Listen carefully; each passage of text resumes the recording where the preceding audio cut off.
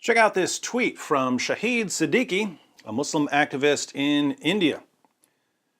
One reason you will rarely find a Muslim abusing the religious saints and gods of other religion is that Quran forbids them from doing so. Despite ruling for 800 years, you will hardly find anything in Islamic literature denigrating gods of other faiths.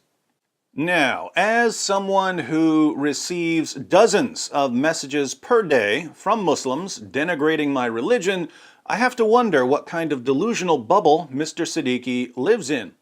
But let's focus on his claims about the Quran commanding Muslims not to insult other people's gods. Surah 6, verse 108.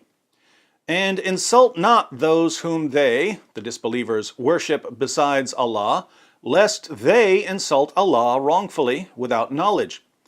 Thus we have made fair seeming to each people its own doings, then to their Lord is their return, and he shall then inform them of all that they used to do. Notice what the verse says here.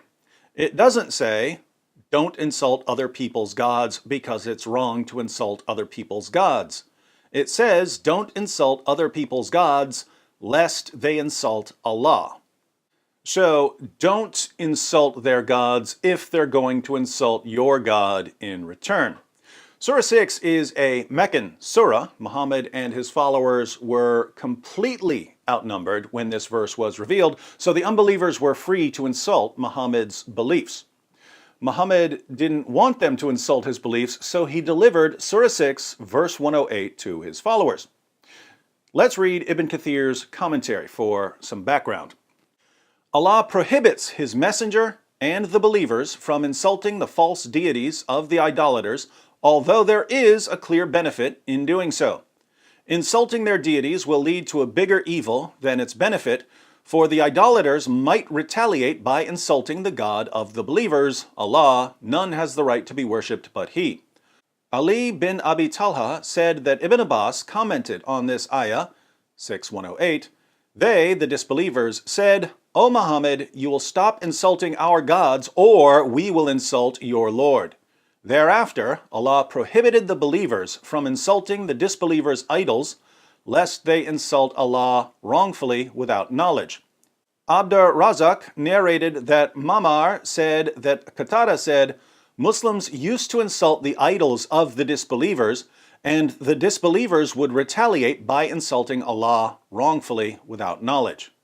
So before Surah 6 was revealed, Muslims were insulting the gods of the non-Muslims. Why would they do that? Well, they were simply following the example of their prophet.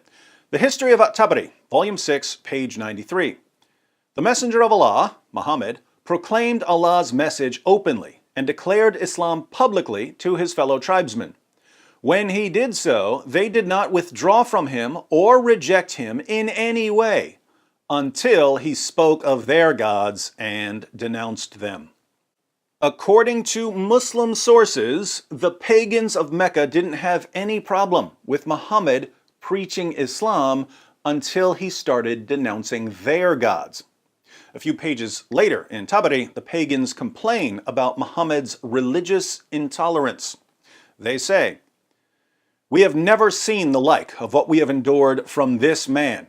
He has derided our traditional values, abused our forefathers, reviled our religion, caused division among us, and insulted our gods.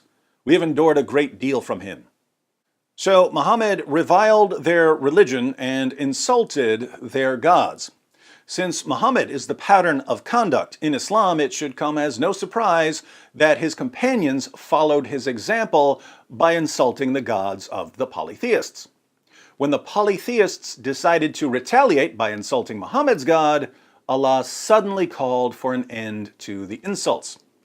But this was only temporary. As we read in the Tafsir of Ibn Abbas, Surah 6 verse 108 was abrogated or cancelled by Allah's command to fight the polytheists.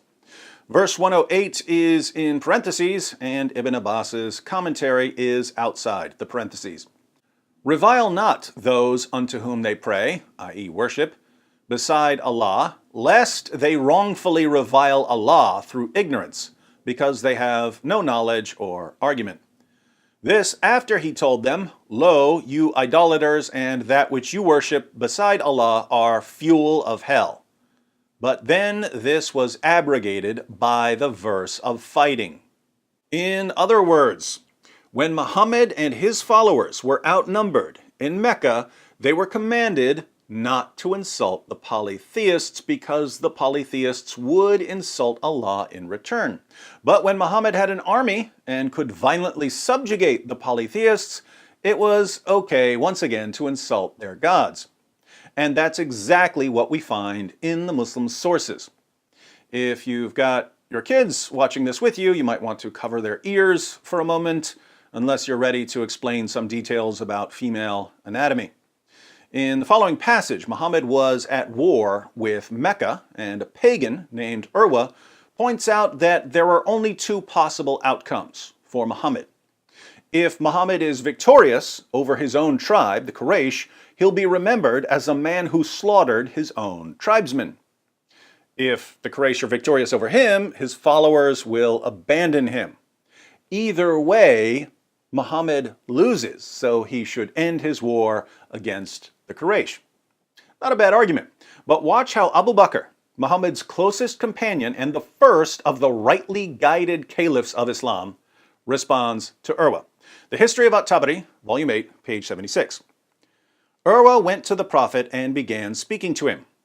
The Prophet spoke as he had spoken to Budayl.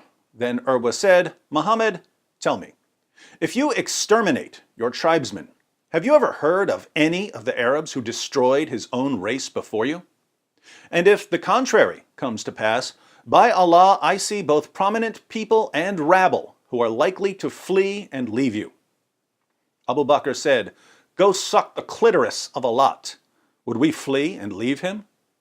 Alat was a goddess worshipped by Urwa. So Abu Bakr answers Urwa's entirely reasonable point with an extraordinarily offensive insult against Urwa's religious beliefs. Go perform oral sex on your goddess, Urwa.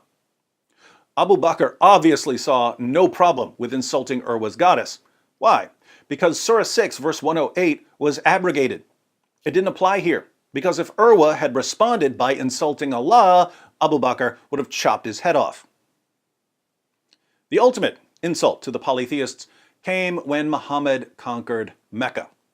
Sahih al-Bukhari, 4287. When the Prophet entered Mecca on the day of the conquest of Mecca, there were 360 idols around the Kaaba. The Prophet started striking them with a stick he had in his hand and was saying, Al-Haq, the truth, i.e. Islamic monotheism, or this Quran or jihad against polytheists, has come, and al-batil, falsehood, i.e. Satan or polytheism, vanished. The Muslims smashed the 360 idols of the polytheists. Does that sound like a group of men who were convinced that God doesn't want them insulting other people's gods? Of course not. So what's the real principle at work here? The real principle underlying the commands of Allah and Muhammad is this: do whatever is in the best interest of the Muslim community at a given time. When it's no longer in the best interest of the Muslim community, change the rules. If you're hopelessly outnumbered, promote peace with the unbelievers. If you've got an army, violently subjugate them and smash their gods to pieces. Shahid Siddiqui lives in New Delhi, where Muslims make up a little under 5% of the population. What's in the best interest of the Muslim community there? Preach peace and tolerance. Don't insult other people's gods. Pretend that several centuries of jihadis smashing Hindu idols and destroying Hindu temples never happened. It's in the best interest of the Muslim community of New Delhi to spread this deception. But that doesn't mean the rest of us have to fall for it.